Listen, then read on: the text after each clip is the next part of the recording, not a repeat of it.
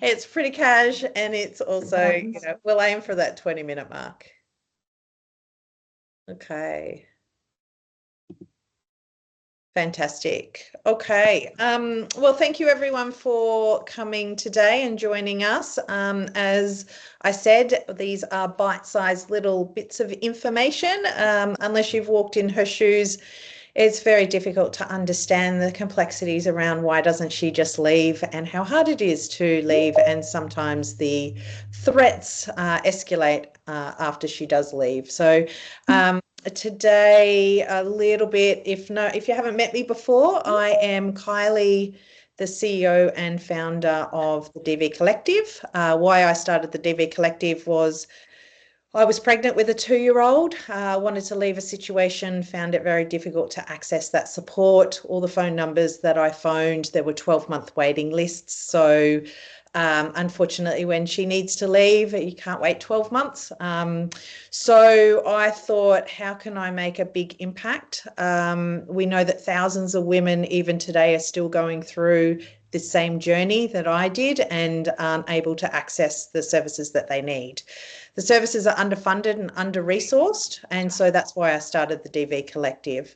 The model of the DV Collective is to reach out to these existing organisations to understand the impact that they provide, and then look at together how we can eliminate those wait lists and provide that support so that they can build capacity. If they're a service that supports 10 women today, what can we do so that we can support them so that they can support 20 women tomorrow? We then reach out to corporates across Australia who then support us in those projects, and our corporates support us through fundraising, the donation of product and volunteering. The DV Collective is only 2 years old, so we've done a lot in the past 2 years, and we are about to scale up. We are launching a new peer-to-peer fundraising platform tomorrow. I wanted it to be live today, but it didn't happen. But today we wanted to highlight the importance of the role of a shelter in that woman's journey of, I suppose, getting that support and getting that help and getting that safety that she needs when she escapes. Currently, there's just not enough beds in Australia. So Penny and I, we were just having a quick chat before we came on, and Penny was saying that the financial resources is the hardest and probably the tightest it has ever been at the moment, because there are so many more women and children reaching out for support. And the current infrastructure just can't keep up with demand. So that's why it makes it even more important that we support and complement the current government funding to see how, as an individual, a team and a corporate, we can support these organisations more so that they can support more women and children fleeing domestic violence. The DV Collective support over 40 women's shelters across Australia, and that is growing as we speak. It doesn't cost anything to become a member of the DV Collective, but as we grow, more and more shelters want to obviously have access to the support that we can provide. So that membership is growing.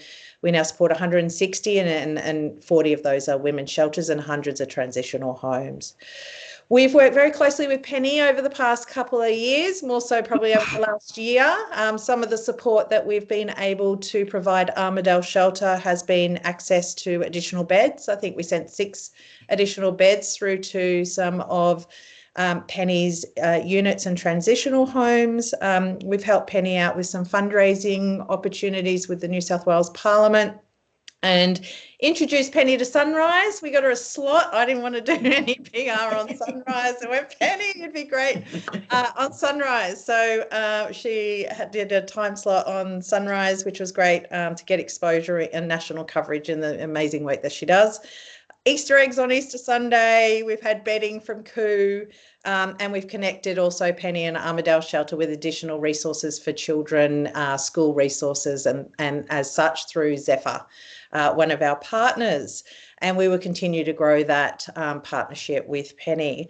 Today, we are very honoured to have Penny, the CEO of Armidale Shelter, with us today, just to give us a little bit of an insight into the complexities of what it's like when a woman flees a domestic violence situation and what that process is when she initially enters into a shelter, and also the importance of a caseworker and that connection that caseworker then connects that woman into the relevant resources. So thanks for being with us here today, Penny. It's a privilege. Thank you. Firstly, I just want to get you, Penny, if you could just introduce yourself a little bit about your background and also the Armidale Shelter, and what that initial support looks like for when that woman first rocks up on your door. Sure. So me personally, I've worked in youth homelessness for over a decade before this role. So I'd had a really firm grounding in youth homelessness and all of the connected issues with homelessness. So I came to this shelter a little over 3 years ago now. So I think I'm early in my fourth year, perhaps. You lose track of time very quickly in a job like this, as many of you can imagine. So we are actually the second shelter to be established in New South Wales, which I always think is really cool to, when you understand the context of the times, this little regional town developed and established its women's shelter before most areas in New South Wales. So that's really cool. We've got our 50-year anniversary next year, and it was a real community effort. It was a house that we bought for $1, and it was council donating land, and it was the TAFE college putting in the foundations and doing, so it's a real community asset. And that's a really important part, because when it comes to leaving a situation, any one of us can imagine how weird it would be not to go home tonight, and to find yourself in a situation where, with no preparation, with no ability to plan or to pack, to turn up on my doorstep at the shelter and say, I need somewhere to stay. And, more than half of our clients have children with them at that time. That is a really big ask of anybody, and it's really confronting and it's really difficult. And I think you can't underestimate how destabilising that is for everybody involved. So some women, it'll be because there's been an incident, police have become involved, and then they've been referred to our shelter. And so that's when they'll turn up, and that could be in the middle of the night or during the day. For other women, it's a slower process of getting to know us. They may come and be part of our drumming group, or come and be part of a parenting group, or come and be part of an activity that we're running, and they get to know us a little bit and understand a little bit about what we do, and that's how they become engaged. And then they start to think about what leaving might look like for them and what their dangers are in leaving. And leaving is absolutely the hardest and most dangerous part. So it really is very individualised how that works.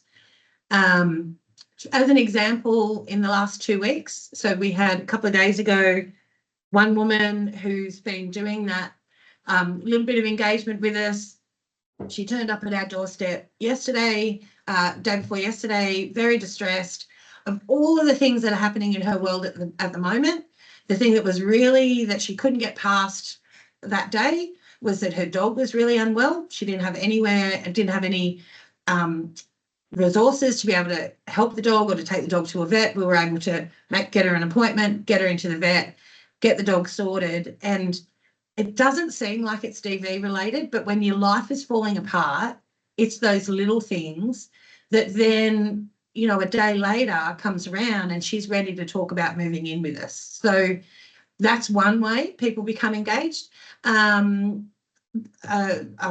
Just under a week ago, we had an incident in the middle of the night, and we had a family of 5 turn up in their pajamas, very little clothing on. If anyone knows Armidale, it's pretty cold here most of the time. So they've turned up in the middle of the night, a really distressing situation. Everything is kind of falling apart in that moment. and they need somewhere to stay, they need something to eat, and they need someone to talk to get them through that night, and then have a look in the morning at what that looks like going forward.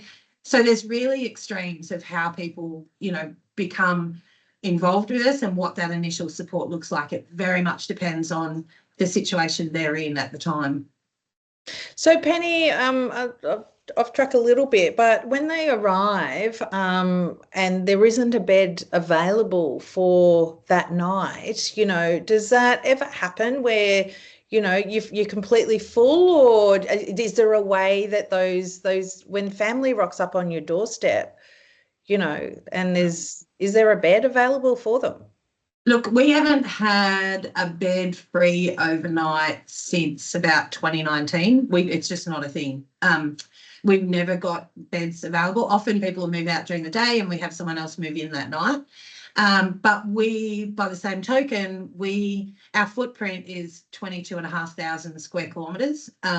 So it's a big area. There is no other assistance available. So it's us or your car. And if you don't have a car, it's us and under the bridge.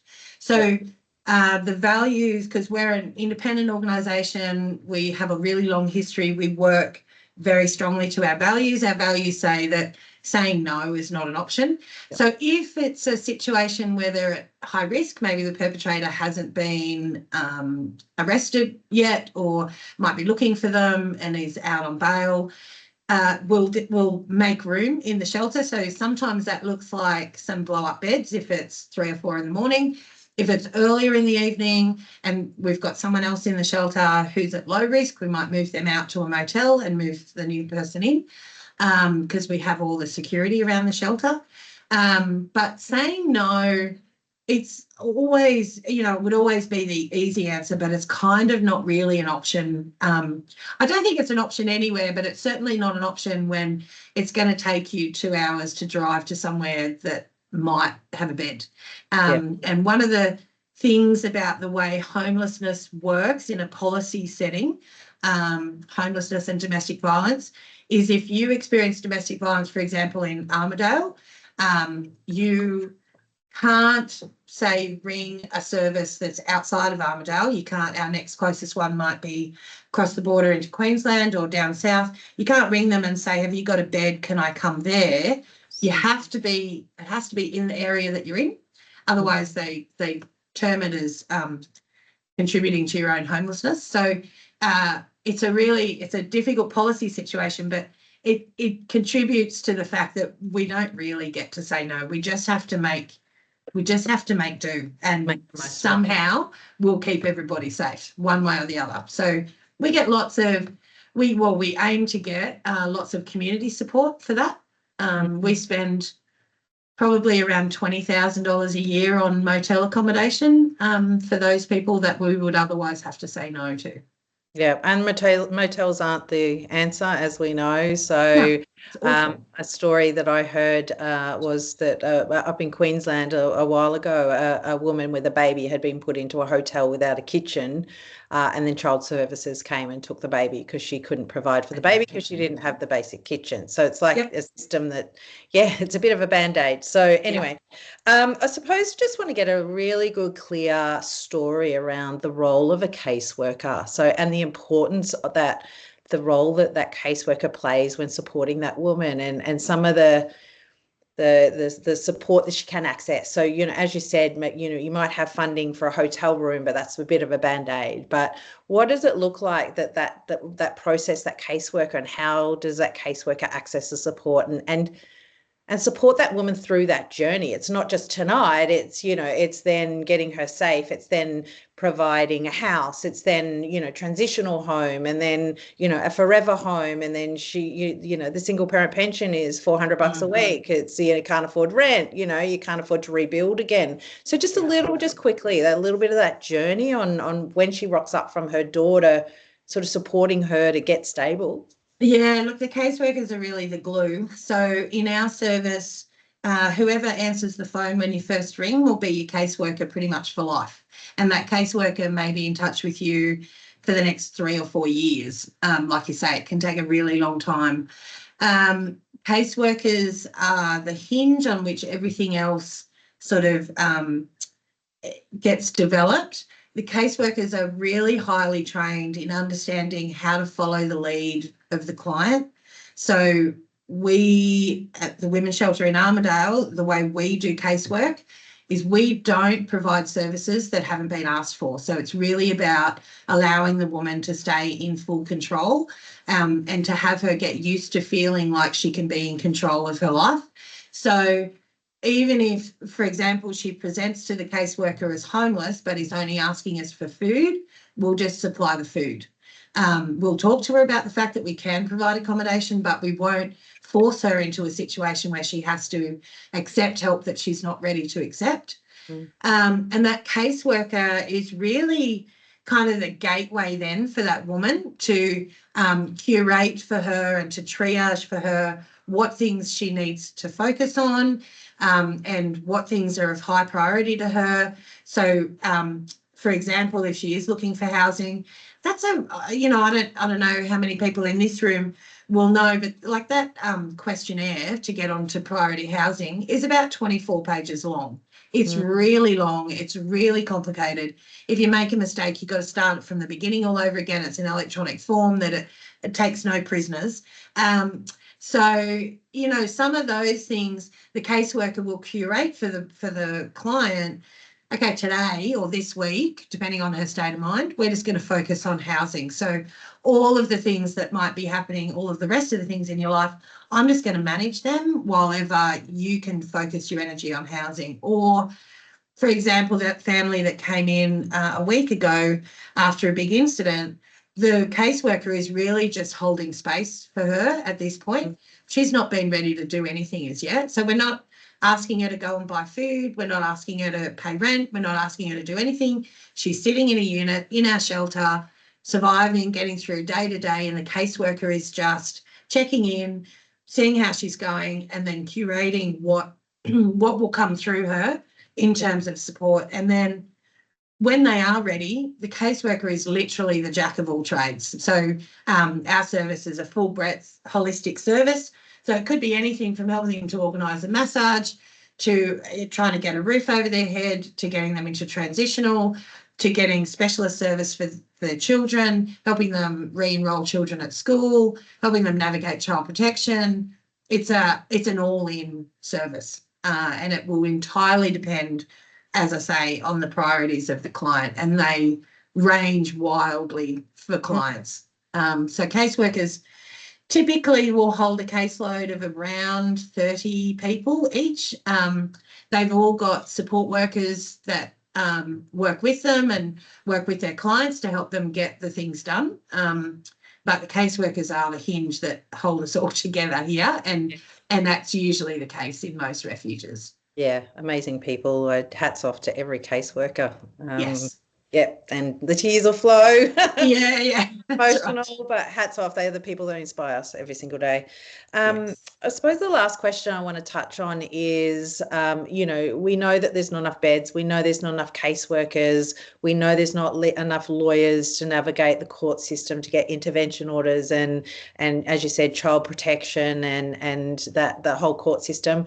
I know just from my previous experience, I went through 6 trials and represented myself in court for a very long time because I couldn't get access to help myself navigate the court system. I was 8 years in the court system myself. So it's very daunting, and it's the one thing that finally broke me, where I then suffered debilitating anxiety and panic attacks because the stress load was just way too much navigating that court system. So we know that there's definitely not enough support in that court system across the board in all different areas of that journey that she needs.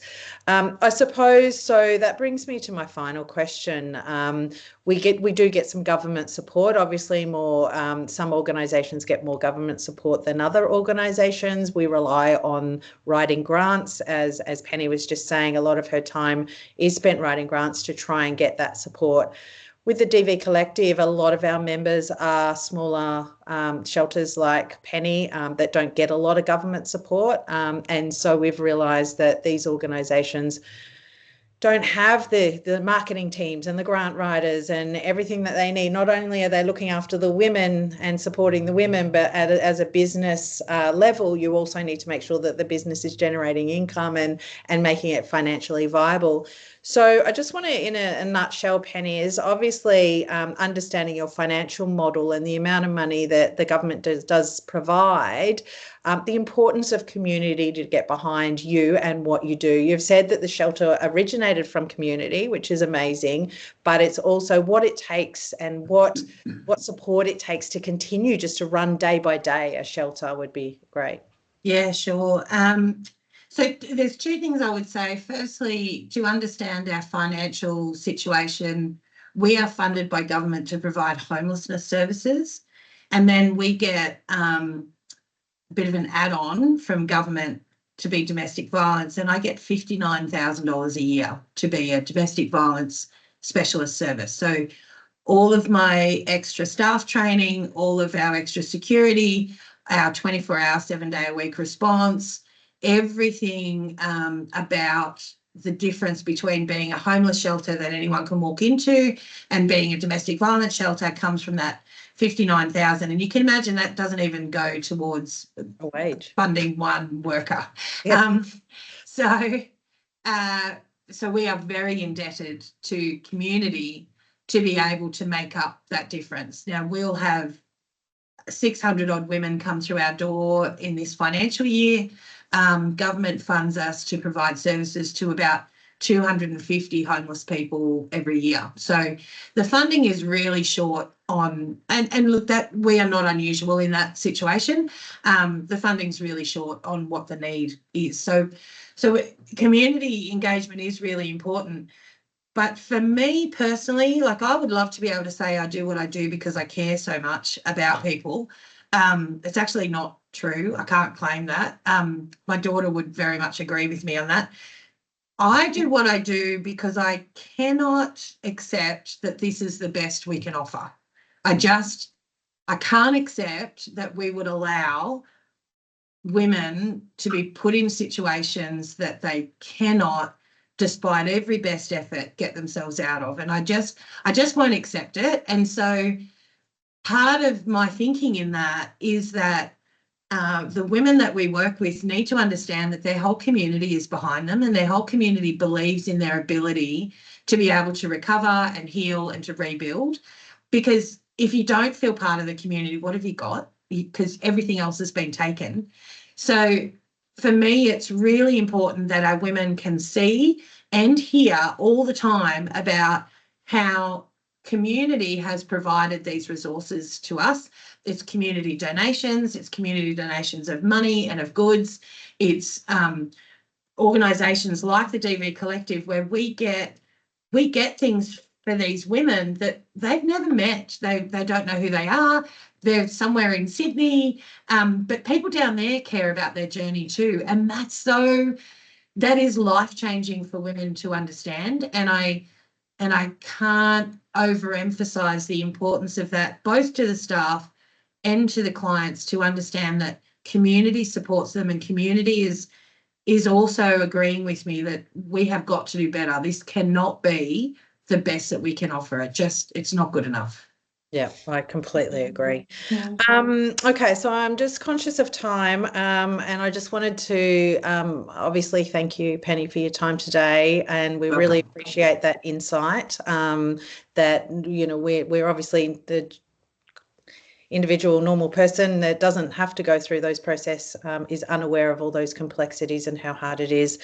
The DV Collective, are launching a new platform. As I said, I want it to be live today. It's not, so you will receive a link to our new platform with a recording of this. You will be the first people to be able to access the new platform. On that platform, you will have an opportunity to support through fundraising, a number of different campaigns. One of those campaigns is to provide 50 more beds across Australia to our shelters, and essential items such as toothbrush, toothpaste, shampoo, conditioner, and those products that Penny was saying when a woman and child first enters into the shelter.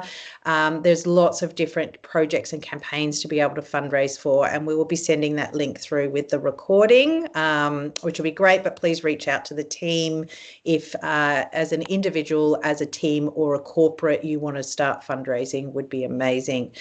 I'll just want to leave it open. We've got about 5 minutes, obviously, and if there was anyone more so, if you had a question, if you wanted to ask any insight into Penny's day-to-day or anything that we do at the DV Collective, I'll just give you a couple of minutes if anyone wants to ask any questions. Not a lot of people do in situations like this, but just thought I'd give an opportunity. But obviously, we'll have Penny's details with the mail out that we do with the recording. So I'm sure Penny would be open to ask any questions and would love any support that you can give the Armidale Shelter.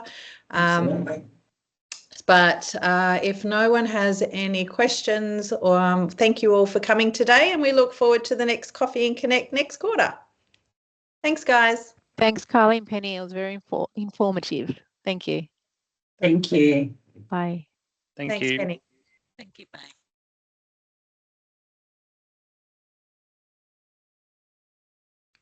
Turn off the recording.